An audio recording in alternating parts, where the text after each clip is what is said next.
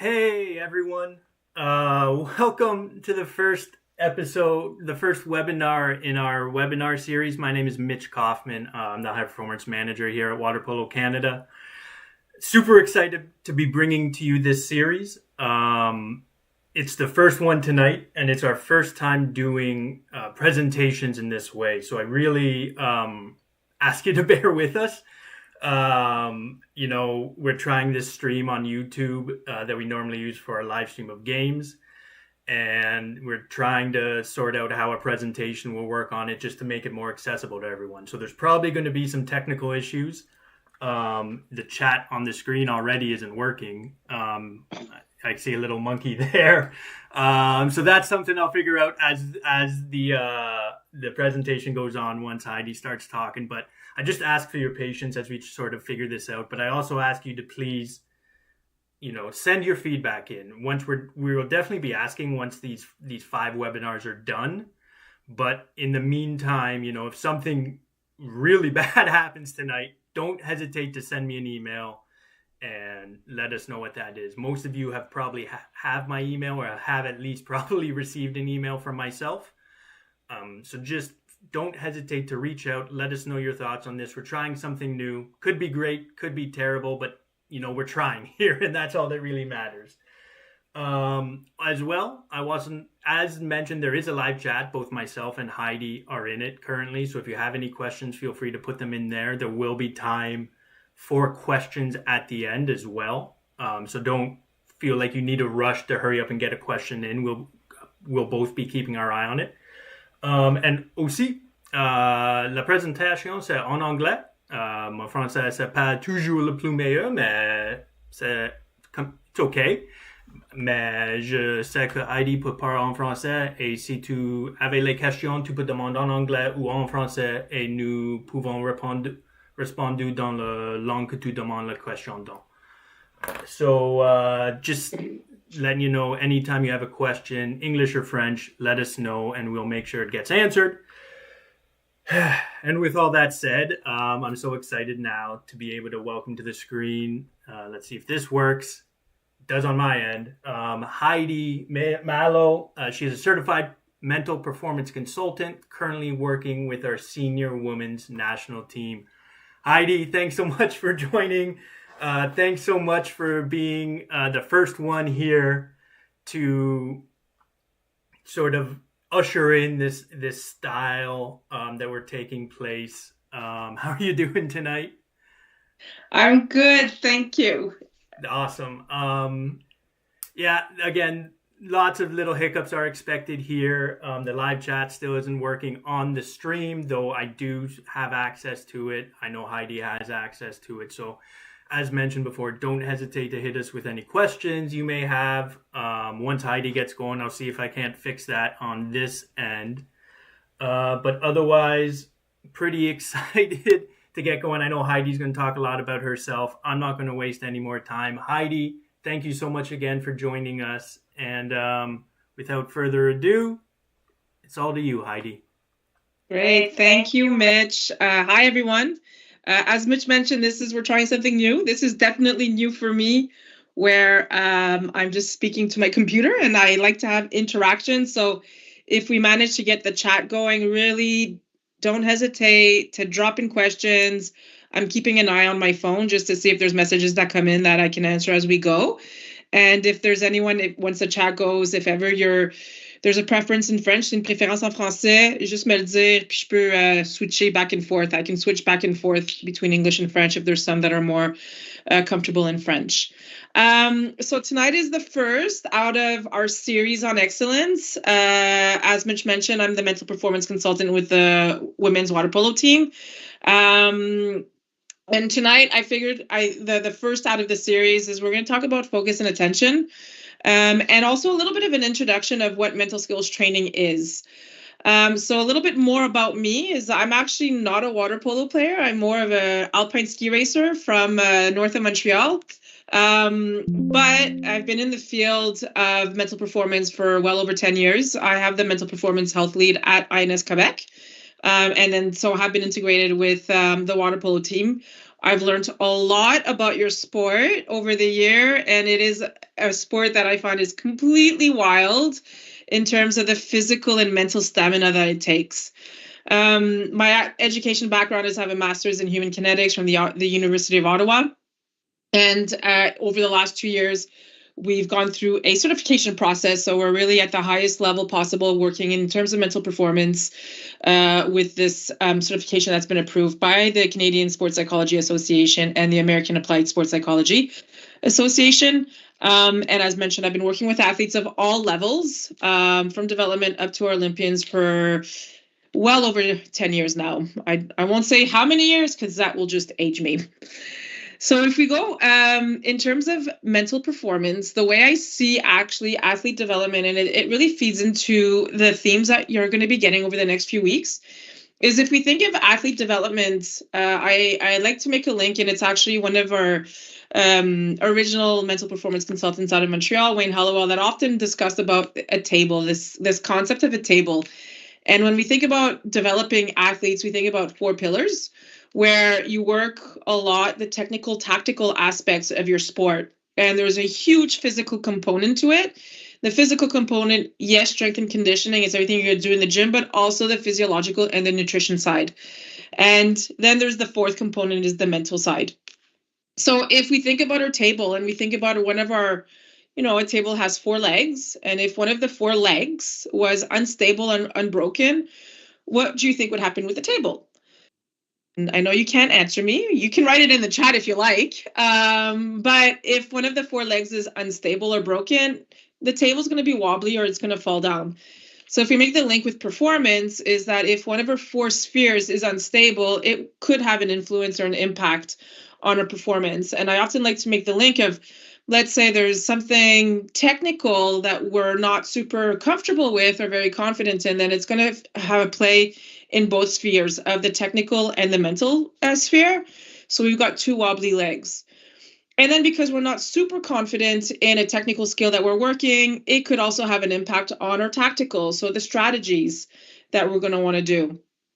So everything that we do is kind of interrelated. And I feel often that one of the pillars that's neglected unintentionally, because you do work regularly the mental side, but it's often non-intentional work. And so often it is the intentional work is often neglected. And for me, I think one of the strongest pillars, or like the foundation of a good mental preparation that we can have as an athlete, is really learning about ourselves, learning about how my focus, how my attention influences me and can impact my performance. So other skills that we can work with athletes as a mental performance consultant, or as I like to call it, an MPC, is we'll work, and we're not limited to this, but we'll work a lot with athletes' focus, their attention, emotion, and self-regulation. We'll work some breathing tactics to help with the emotion and self-regulation. And spoiler alert, that is going to be the second talk that I'm going to be giving you guys, is about emotion and self-regulation. We work a lot on confidence and stress management. Everything is interlinked. We'll work motivation, goal setting, visualization, resilience, recovery, mental recovery, especially in your sport. It's very important to be able to recover quickly between plays in order to stay dialed in on the game. And then in team sports, there's a lot of team dynamics and communication that we're going to want to work with the athletes, so that we know that we're working as a unit, we're working all in cohesion, and the environment is optimal so that we can test our limits. So that's a general gist of what we do as an NPC. There is a difference between us and a psychologist. The psychologist is going to dabble more into the mental health components. I like to see us as we work prevention, and then we work with psychologists when maybe more mental health issues can arise. So now let's get on with the theme of tonight on focus and attention. So first step is I want to start create maybe a little bit of self-reflection. So I want you to think about your best performance. And if the chat's working, you guys can drop it in the chat. Otherwise, maybe jot it on a piece of paper or make a mental link. But I want you to think about your best performance. When you play at your best, what's going through your mind? What are you focused on? How do you feel in that moment? How do I physically feel? How do I emotionally feel? And what does your performance look like? Take a little moment to think about that, of What goes through you when you're playing at your best? Is it fluid? Is it easy? Do you feel that the game is going at high pace, but everything is kind of slow and you're in control? Do you feel powerful? Sometimes pulling out some words to represent how we're feeling and what we're thinking can kind of start creating a little bit of an image of a little bit of a recipe of what do the ingredients look like when I perform at my best. And then we can look at another moment when we have a subpar performance, when we're not playing at our best. What's going through our mind then? Where's my focus? Is it scattered? How am I feeling in that moment? Am I feeling more tense?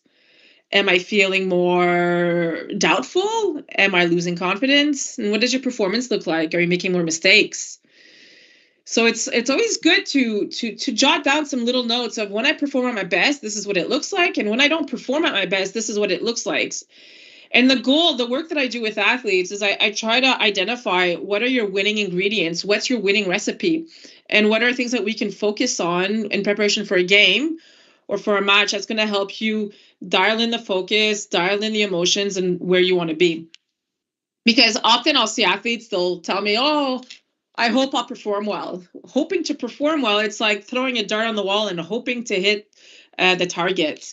There are things that are in your control that can help you perform at your best. There's a lot that's out of your control, but if we control what we can control, then it gives you a little bit of a better handle on your performances.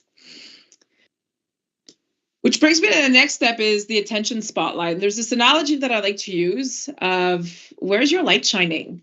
So imagine that your focus is like a spotlight. When you're walking in the woods at night, it's pitch dark, like we can see in this picture. And when you're walking in the woods, you shine your light to where you want to go. If you start paying attention to everything happening around you, you're going to lose sight of the path ahead of you.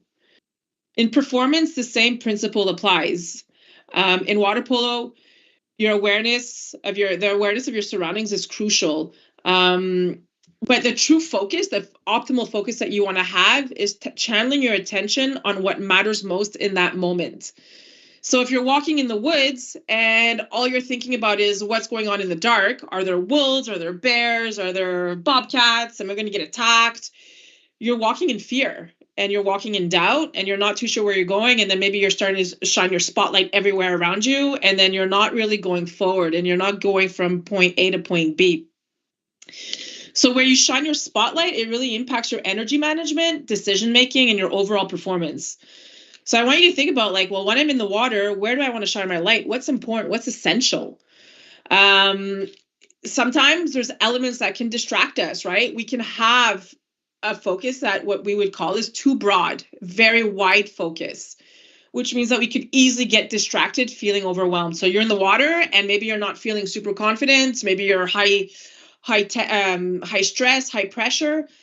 And suddenly, like your opponents, they are just that much faster. They're that much quicker. They're that much bigger. It's really hard to get through to them. The officials are really annoying. They're calling everything out and you're like really getting frustrated in what they're saying. You're hearing the crowd. It's really annoying. It's really loud. You can't hear what your coach is saying. And that broad focus can bring this feeling, this sentiment of being overwhelmed. And then the opposite could happen where you can have a focus that's really too narrow, where you're fixated on one thing. You're fixated on that one mistake that you just did. You're fixating on that one opponent that's really giving you a hard time, or you're fixating on the bad call that the referee just did. You're no longer in the present moment. You're not in the game. You're not in the flow. You're just kind of like fixating on that one thing that's really getting to you. And then you're missing out on opportunities ahead of you. So it's really important to find the right balance of having a broad, narrow focus. So you want to be aware of, am I right now focused on everything around me and that's not important, not essential? Or am I hyper fixated on this one thing that's bothering me? So I want to know, I don't know if the chat's working, but if it is, drop into the chat what your common distractions are in water polo. So I have a fair idea of what they are, but it's always nice to hear what you guys feel in reality. Sorry, Heidi, if I can chime in. I've gotten a couple messages that the chat may not be working, but I do know there is a bit of a delay as well. So Yeah, okay, it perfect. could be something like that. But anyway, sorry to chime in. And if there was an echo or some sort of reverb, I apologize for that as well. Back to you. No, it's all good. Thanks, Mitch. So yeah, even if there's a delay, I'll get back to it because we're going to be talking about distractions in the next few slides. So feel free. Otherwise, jot it down on a piece of paper, or like, what are my common distractions in water polo? Is it the opponents? Is it my coach? Is it my parents? Is it past mistakes? Is it being tired? When we start getting tired, then we start kind of spiraling out. And like I said, we're going to talk about emotion regulation in our next presentation. But it's important just to kind of start noticing what happens, right? We don't need to judge it just yet. We don't need to find solutions just yet. Just kind of notice when I'm playing in the water, what's happening. Which brings me to focus, right? So for me, in terms of optimal focus, it's about being really like, when I ask an athlete, when you perform at your best, what are you thinking about? What are you focused on? And a lot of athletes will respond to me a little bit shy and be like, well, Heidi, when I'm performing at my best, I'm not really thinking of anything. And that's exactly it, right? Not thinking of anything doesn't mean that you're not present. It means that you're actually connected with what you're doing, with the action. You're connected and you're in this like flow state. So not thinking of anything doesn't mean that you're, like I would say in French, dans la lune, being daydreaming, because daydreaming is thinking about something. But it's really just being present. You're in the water, you're connected with the game ahead of you, connected with what you're doing. What's going to pull us out of our present moment could be the past or it could be the future. And so often what's going to pull us out of our present, let's say we go into the past performances, that can give us more stress, fear of making mistakes. Maybe in the last game I did this mistake, so I'm afraid of making it today, right? So your mind, everything that happened in the past is going to influence you in the present moment. So maybe you made a mistake in that you got yelled at by your coach. And then that creates this like kind of fear response of like, I don't want to make another mistake. And so now you're not connected with the present moment, but you're more connected with this negative emotion. So your performances, the mistakes, the experiences that you felt can really influence you in a negative way.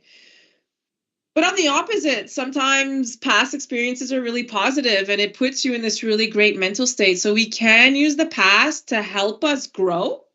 We can't change the past. That's what I always tell athletes. I'm like, it's great. Your past performances, whether they were good or bad, it is what it is. Good performances, you own them. No one's going to take those away from you. And the bad performances, I like to pull out lessons learned so that we can grow for the future. So ideally is think of, once again, past performances. When I perform at my best, what am I thinking? What am I feeling? What's my mindset? What's my vibe? What's my attitude like? Right? So that way you're starting to pull out the positives from the past, and then whatever was negative in it, well, that's where we're going to do the work. The other element of when we can lose focus is if we get carried away with the future. And what's in the future? Often your performance, the outcomes, the results, the consequences of results, right? So you're maybe in a game and you know that, okay, if we win this game, boom, we qualify for semifinals, or we qualify for whatever meet, maybe nationals, maybe provincials, maybe a more international competition, right? So you really want to win. And that adds extra stress, right? So whenever an athlete talks to me about results, I think it's nearly impossible for an athlete to not think about results. That's what you guys, you're fueled by results. You're fueled by getting some type of performance. My main question is how? What do you need to do today? What do you need to do right now that's going to help you get the result that you're looking for? So you're bringing your focus from something that's going to happen in the future, bringing it back into the present moment. Because can you control the future? The answer is yes and no. We can influence the future by doing actionable steps in the here and the now. So everything you're going to do now is going to influence what you're going to do in the future.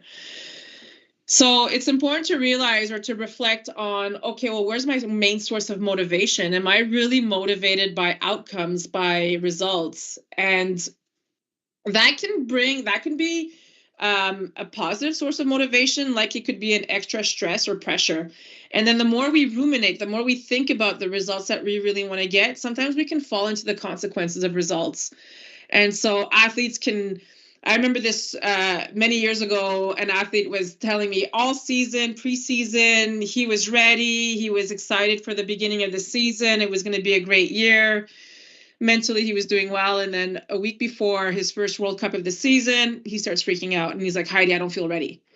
And I'm like, well, where is this coming from? He's like, I'm just realizing now that if I don't perform well at the first event of the year, the team's not going to bring me to the States to do the second part of the season. And then if I don't do the World Cups in the States, I won't go and do the World Cups in Europe.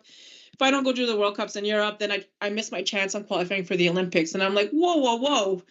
We are in November and you're thinking about something happening in 2 years. So very much in the future, and was kind of in a bit of a panicky state and was losing all his, in French, I would say repères. The word in English is escaping my brain at the moment, but he lost all his cues of what would make him feel more connected, what would make him feel more confident, and what he can control in the here and the now. So it's really important to think of, like, today, what's one thing that I can do today that's going to help me become a better athlete? So just think about in terms of your focus when you're training or when you're playing in a meet or in a game, is where does my head go? It's super, like, we can start really much in the present moment and boom, we kind of lose track. We go into the past, we go into the future. The goal is not to overthink it and overanalyze it. The goal is just to bring some self-awareness, bring awareness of where am I at. And anytime, I just watched an interview with Michael Kingsbury, and he says every time he takes he skis down the hill, he gets into this flow state where everything is slow. He says the best feeling I have is really being connected in the present moment. And with the experience he's had, he's learned to train it to be in the present on demand. But it's really hard to be present on demand when you're not aware of where's my head floating, if it's too much in the past or in the future. So to help with the self-awareness, there's 4 steps that I like to take. Is step 1 is identify what gets you out of that present moment, right? So it goes back to that first question. What distracts you? What pulls you out of your game? Is it the spectators? Is it the officials? Is it the opponents? Is it you making mistakes? Is it your emotions? Is it your self-talk? Right? And these are all passing. We have so many thoughts in a day. We have, forget what the number is, but it's a lot. And if we paid attention to every single thought that we had every moment of the day, it would be really hard, I think, to be focused in a way, right? So you need to filter out. You need to filter all the thought process and direct your attention on what's essential right now. But if you're not able to identify what gets you out of that present moment, it's hard to create that change in behavior. The second step is recognize how it impacts your game, right? Sometimes spectators is a fuel. Sometimes it actually helps motivate us, right? For many athletes, they're going to use the spectators, especially in a physical sport. They're going to use the spectators, the energy from the crowd, to help pump them up. They're going to use, sometimes when the crowd is cheering for you, it's encouraging, and when it's against you, it's maybe a different story. But using the crowd to help you channel the focus could be a tactic.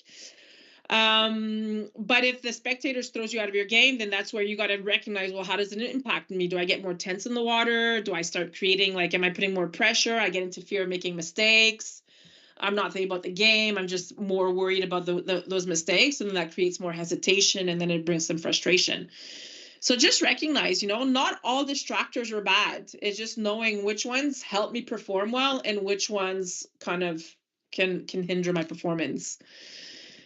And then the third step is you want to identify what you need to focus on. What is essential? What is it, what's the goal? Do you need to focus on the ball? Do you need to focus on a certain player? Do you need to be kind of sharing your attention between the ball and the player, and your position of where you need to be? So think about what is it that I can control right now? The crowd we can't control. Officials we can't control. Opponents, we can control how we're going to react towards them, but we can't control every single one of their moves. We can try to bring the vibe, the attitude in the game of being more dominant, but it all depends on which position you are in the game, right? Making mistakes. It's not time to be emotional on mistakes during the game. We need to focus on solutions.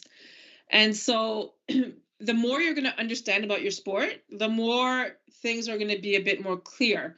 That clarity is important. So I really encourage you to ask questions to your coaches in terms of decision making, in terms of strategies.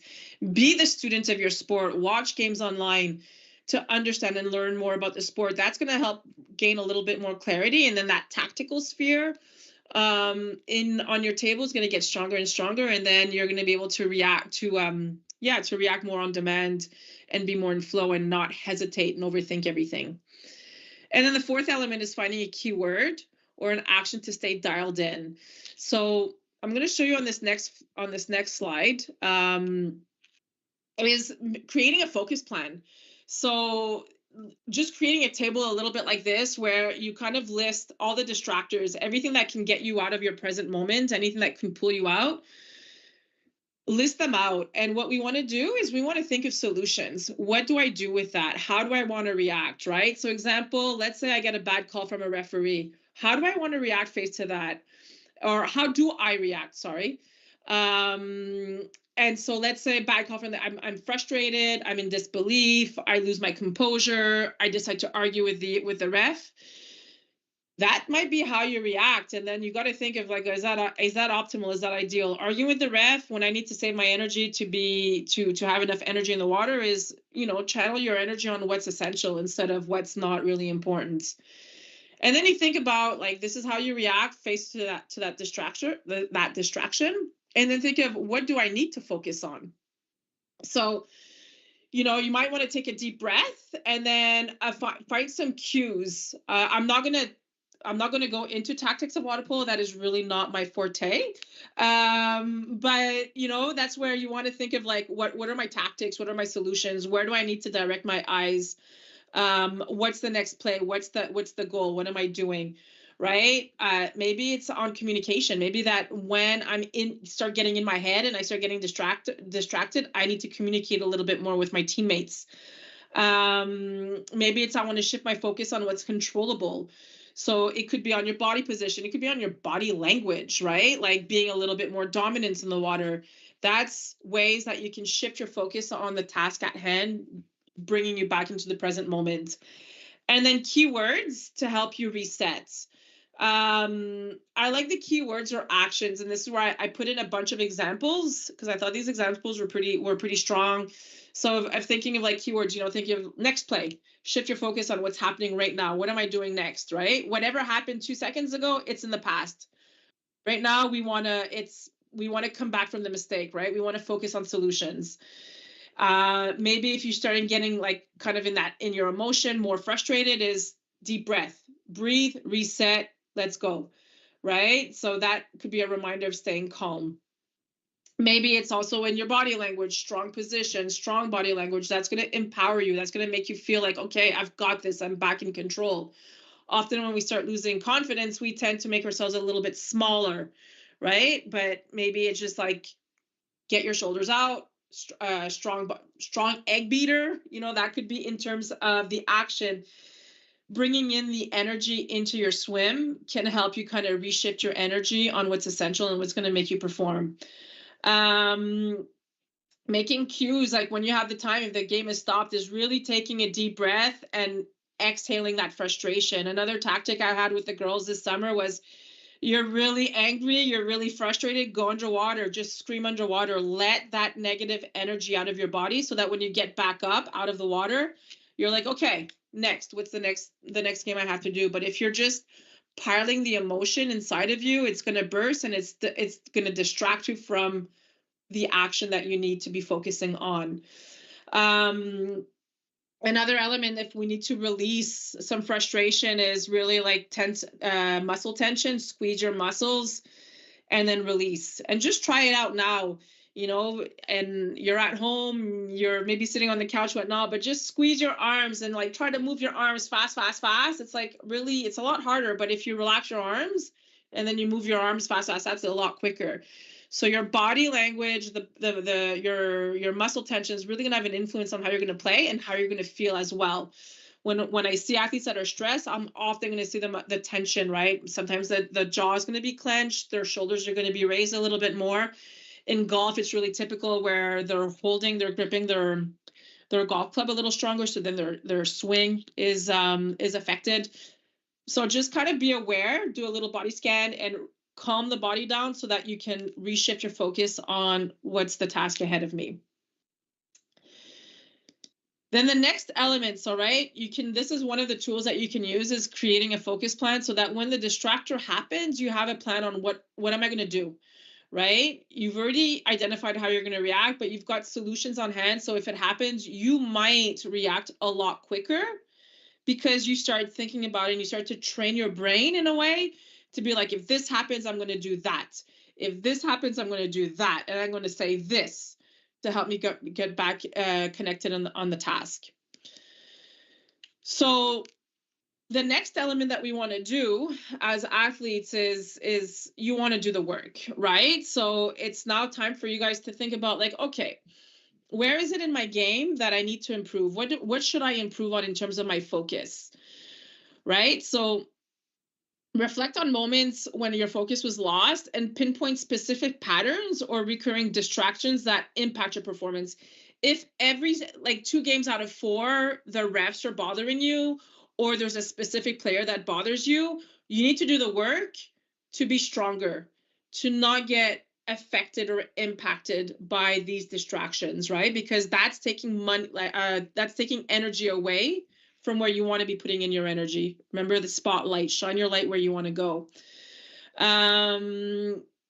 So for example, if let's say you get distracted after making a mistake and you kind of ruminate on that mistake for a few plays, that's taking you away from the present moment. You're staying in the past and you struggle to reset. Well, then that's where you're going to think like, okay, what's one thing I can do in practice that's going to help me reset faster, get back into the game quicker? What can I do to help me let go of my mistakes so that I can get back onto my solutions? The second element is be intentional about improvement, right? So I highly encourage athletes to set an intention in training.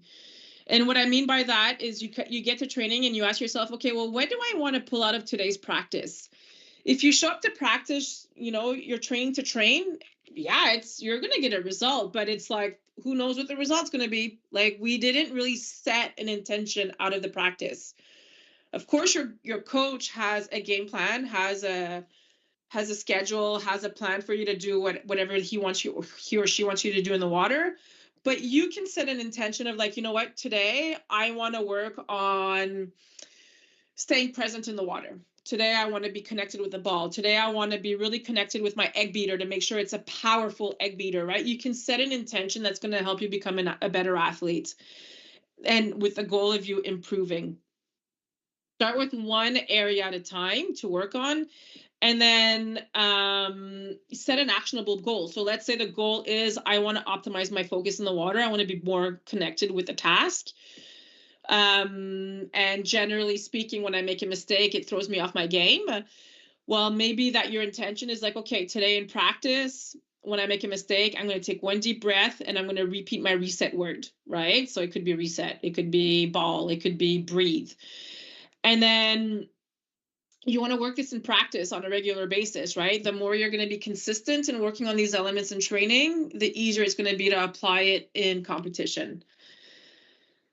Then you want to also develop a pre-game and in-game routines, right? So creating this focus plan. So what I showed you before, that could be really good to help you in training, but also in games, right? This is going to be your routine. If I lose focus, this is what I'm going to do. And then you can also develop a routine of setting what's the mindset that I'm looking for today in training. Ideally, it should be very similar to what you're going to want on game day. Right? If you train one way and then you compete in a completely different way, that difference in mentality or in mindset could create an extra stressor, or it could impact your game a little bit negatively in the sense that you're not used to competing this way or training this way. And then, well, you can track your progress and then you adjust the plan. So it's going to go into the next slide. There's 4 reflection questions that I really love athletes to ask themselves after every game and every practice. Is question 1 is, what did I do well today? And athletes are really strong on focusing on what they did wrong. They're very good at thinking about all the mistakes that they did. And often when I ask athletes after a competition, so how did it go? What did you enjoy about your event? Or, what are you proud of? They're going to pull out the negatives. So I want you to start training yourselves to start thinking of, what did I do well today? What am I proud of? Like, what did I improve? Like, what did I improve on? What was fun about training today, right? So pulling out some positives out of training is going to really help with your motivation, but also channel, like, okay, well, I'm progressing in this and that. And then you're going to know a little bit what you want to improve on, right? So second question is, what do I want to improve on? Not what I did wrong. And so let's say I want to improve my egg beater. I want to be more powerful in my egg beater. Then ask yourself, how am I going to do this? So let's say what went well today is my passes were good, but my egg beater needs a little bit more power. Just the way that I framed it is a lot more empowering and positive than saying my egg beater sucks, right? So I want you to train yourself to think of, what do I want to improve in a skill that I'm lacking? How am I going to do this? And then at the end of your training day is, what did I learn from today? So that way you're a little bit more constructive, but I also don't want you to be just in this positivity of like, oh, I'm great, I'm perfect, everything's good. I want you to be constructive. I want you to know, like, this is good, but I want this. I want to get better at this and this. Perfect. So then we're building on something. And because you're building on something a little bit more specific, example, the egg beater, that's going to turn into your intention for the next day. That's going to be your goal.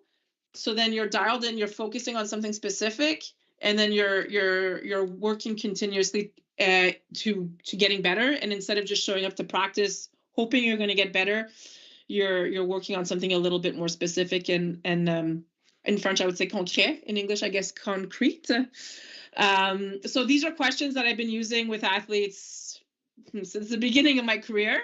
And I've just recently actually added the 4th question of, what did I learn? Because I noticed that athletes tend to, focus on what didn't go so well. But I think that bad performances is a learning opportunity.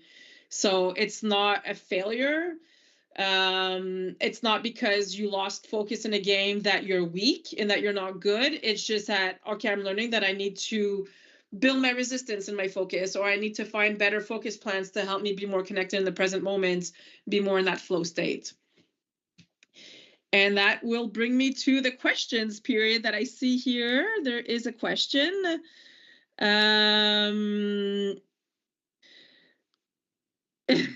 Yeah. So with the question in terms of what's happening in the world right now, that my advice is one day at a time, focus on what you can control and bringing gratitude of, what is it that is going well right now within. And I will say this in sport, sometimes we're in slumps, right? Performance slumps where nothing's going well. And it's really hard for athletes in those moments to find things that are going well. But there's always some positivity in everything that we're doing, right? And the positivity could be like, I had a really good chat with my coach this morning. Or, you know what, I showed up to practice today and I felt physically pretty strong. Or when you guys are going to have your meeting in nutrition, maybe Martin is going to give you this really amazing idea for a recipe. And it was like being grateful doesn't mean that you have to think about like big things that are highly successful, but more little things that filled your cup of joy. And there's plenty of those little elements that we can have every day, especially in training. Trainings are not always bad. When athletes, I know I work a lot in, it's the time of year right now with skiing and freestyle skiing, and a lot of the athletes will often complain to me about the conditions of the weather conditions or the snow conditions. And I'm like, dude, it is what it is. Like, let's make the best out of it, because you could be at a very important competition. It's going to be the same condition. So what can we pull out of today that's positive and makes you feel more empowered and in control. So they're therefore also like controlling your stress a little bit better. But as mentioned, the next session is going to be on emotion regulation, which is going to include stress control. So I highly encourage you guys to tune in March. I think I forget the date exactly, but in March, I'll be doing part 2 of tonight's presentation. Yeah. Not sure if there's any other questions or if there's a lag, or Mitch. Thank you, Heidi. Super helpful. I know it's funny, you throughout your presentation when you mentioned finding what you do to bring you back into the moment. I realized that I did that without really thinking about it. I had always hummed a song when it was my turn to start a shift, and it was whatever song I had stuck in my head. It was never like, it could have been just a song I heard when I was driving to the field, and it just, all of us, you talked about it, and I was like, oh, I've been doing that. Like, look at me go. It's so awesome. There is another question in the chat from Pavla. It's not for you, Heidi. It's actually for me. I'm honored, Pavla. Thank you. I don't believe we have a concrete date yet for U17 Pan Ams. And if we do, I am just forgetting it off the top of my head. So please email me, Pavla. I will be happy to answer that question. If there's any other... sorry, I can't answer that question right now. I don't know why I'm blanking. Probably because there's 3 different age groups now, all at once with 2 teams each. But anyways, Heidi, thank you so much again. Make sure to tune in to our next one, which will be February 17th, as Heidi alluded to, with Martin Fréchette, talking about nutrition. And then Heidi will be back in March. So thank you everyone for putting up with the technical difficulties we may have had. I know the chat was or was not working. I think it was by the end of it. Clearly that we got some questions. Heidi, thank you so much for being a trooper and continuing on through while no one was in the chat when we were having our issues. It's so helpful. And Pavla, please email me so I can double check and don't put wrong dates out there in the public. To everyone saying thank you in the chat, thank you so much for showing us the chat is working now. Thank you, everyone. Hope everyone